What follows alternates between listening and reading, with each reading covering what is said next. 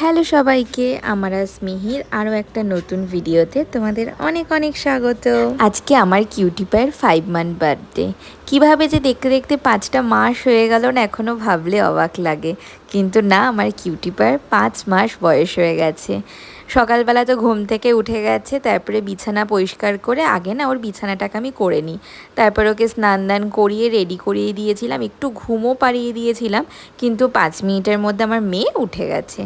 কিন্তু আমাকে তো ঘরের কাজগুলো করতে হবে, রান্নাবান্নাটাকেও করতে হবে, তো ওকে কোলে নিয়েই এমনভাবে এখন আমাকে রান্নাবান্না করতে হয় এবং খুবই সাবধানে আমাকে করতে হয়।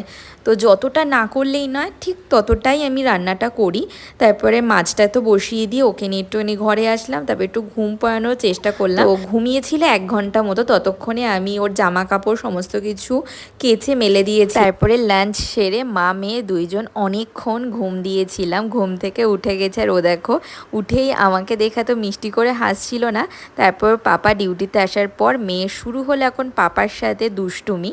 আর আজকে যেহেতু 5 মাসের জন্মদিন, তো তোমরা তো জানোই আমরা সেলিব্রেট করি। তোর পাপাকে যা যা আনতে বলেছিলাম সমস্ত কিছুই নিয়ে এসছে।